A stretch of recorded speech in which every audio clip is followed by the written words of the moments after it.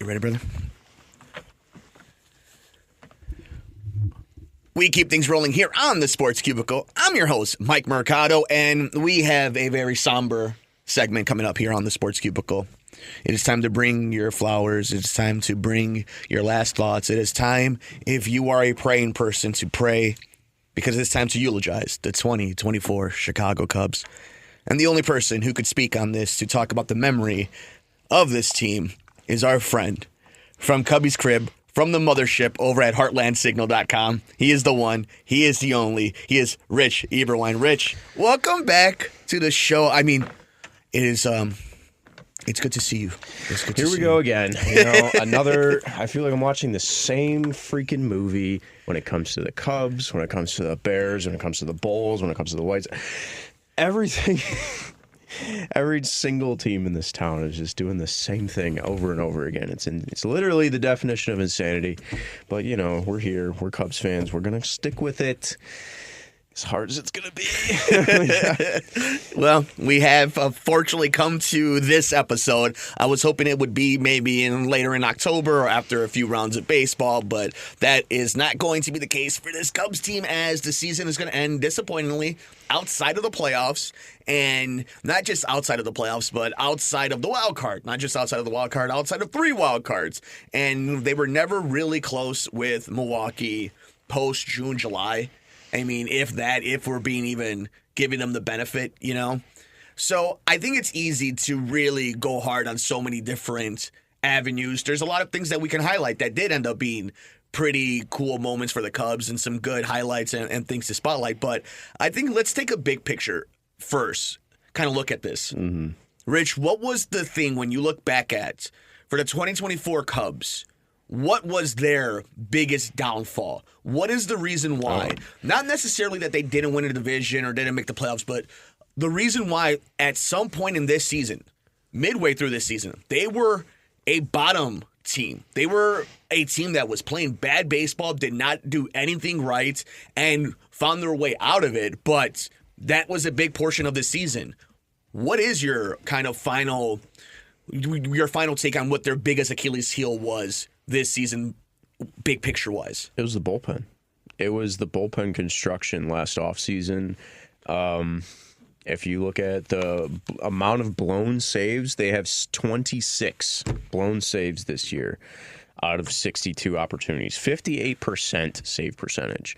Like, if you had converted just even like 10 of those games, you're looking at competing for the division with the Milwaukee Brewers right now. That's... You know, every good team needs a lockdown closer. They did not have one. They were relying on Adbert Alzolay to be that guy again this year who, you know, he was successful in that role last year. But when he went down, they had no answer. It was like, all right, I guess we're going to roll with Hector Neris. And Hector Neris is inherently a setup man. Mm-hmm. You know, he's closed at times in his career, but has not really been that dude. You know what I mean? And it was a disaster, you know, like it was almost comical every time you saw Hector Neris come into the game. His whip was through the roof. He was giving up a walk or a hit pretty much every single time. What is that on? Is that on? Obviously, it's on Jed Hoyer. I mean, okay, so I think it's always easy, right, when I do these type of segments, when I bring in experts, that I don't want to come off because, you know, the behind the veil, right? Like just a fan, or just a fan I'm just a fan that just so happens to have a microphone, getting to talk to smart people. And when I go straight to, oh, it's the general manager's fault, oh, it's the coach's fault, it's a really easy thing. It's just as easy as blaming the refs.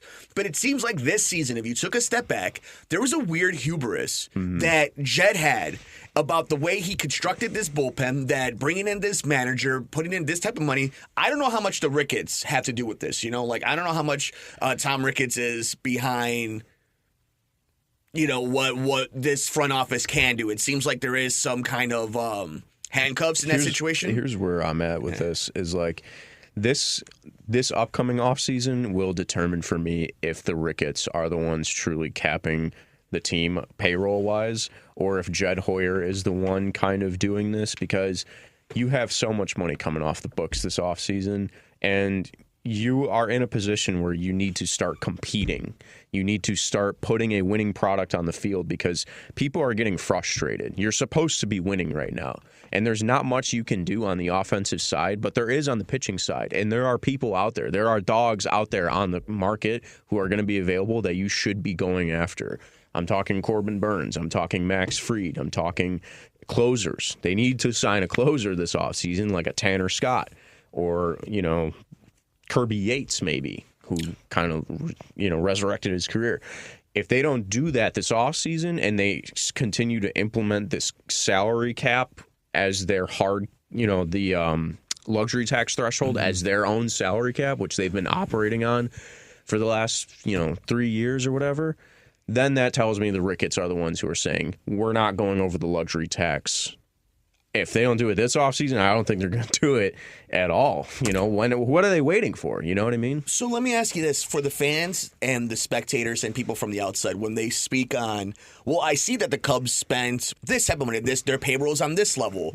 How do you explain to them? How do you walk them through the forest? How do you talk through the weaves of they spent this amount of money, but they can be spending this amount of money. They can get away with it this type of way. They can kind of curb the system in this type of way.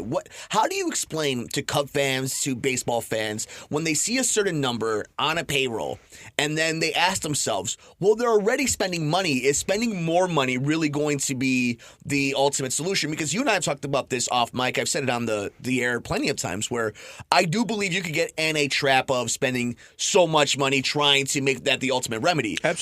But I believe that if you're a competitive team that has developed like this team has, that has traded and has young players, money is supposed to help you get over the top. It's supposed to get you things you need. Yeah. How do you explain that, though, to a Cub fan who doesn't listen to all the nuanced conversations that, no, they may have this type of payroll, but they should be expending it this way or spending it this way? I mean, I think it kind of boils down to a simple thing where it's like you have to buy power pretty much in this league, and the good teams do it. I'm not asking you to be the Dodgers or the Mets right now, who kind of spend, you know how they spend. Yeah. They Money's just not real. throw money at the problem, right? Like Steve Cohen's like, I don't care what it costs. I'm asking you to kind of operate like the Phillies.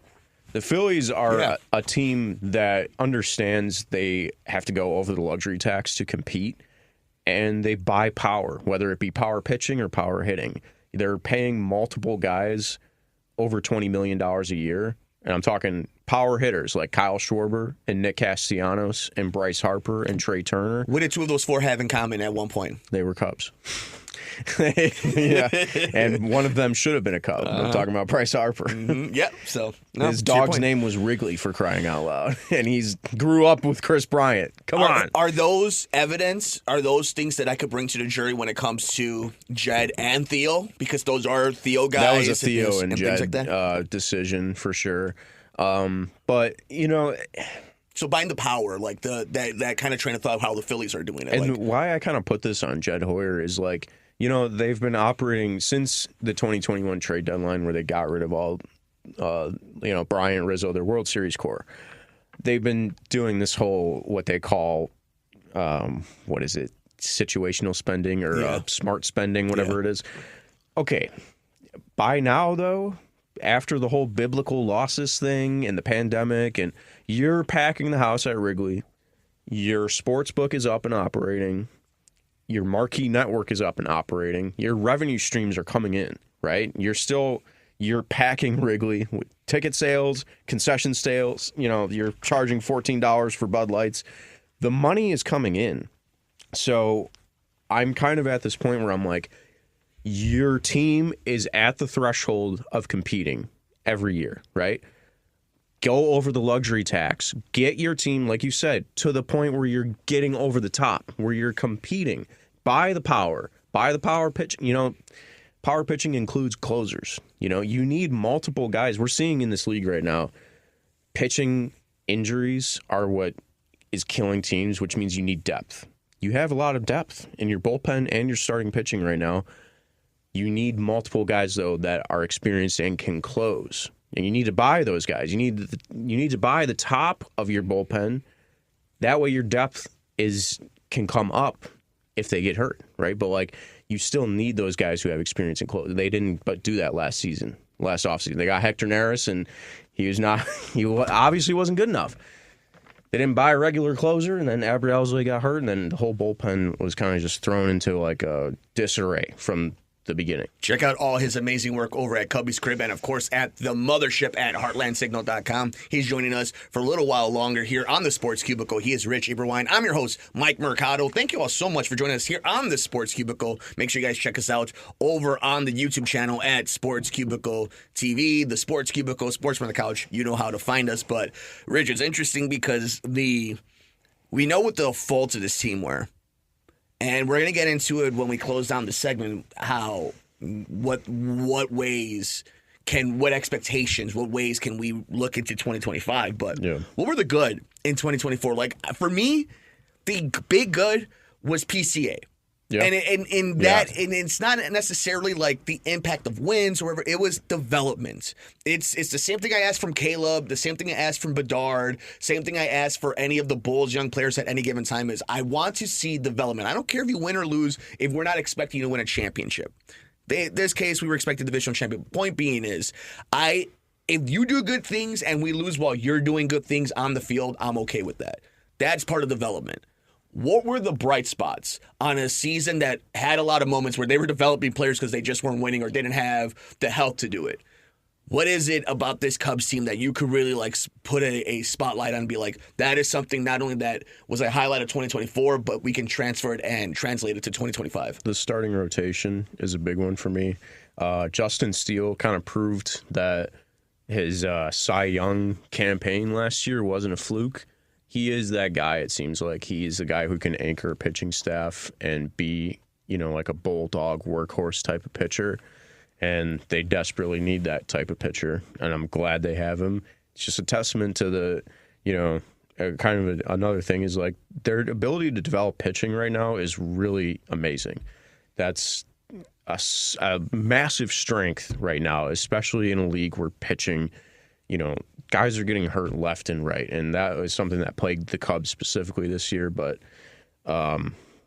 Justin Steele was a highlight. Shota, I think when he first signed, we did a segment about it, and my expectations were like, just give us like 130 innings, sub-4 ERA. Blew those expectations away. Crazy. And at a crazy level. Like, I feel so good about the starting rotation with those two guys. They're two of the best left-handed starting pitchers in the league. Which is crazy to have two Cy Young caliber lefties to top your rotation right now. Extremely valuable. Yeah. Another one was Tyone.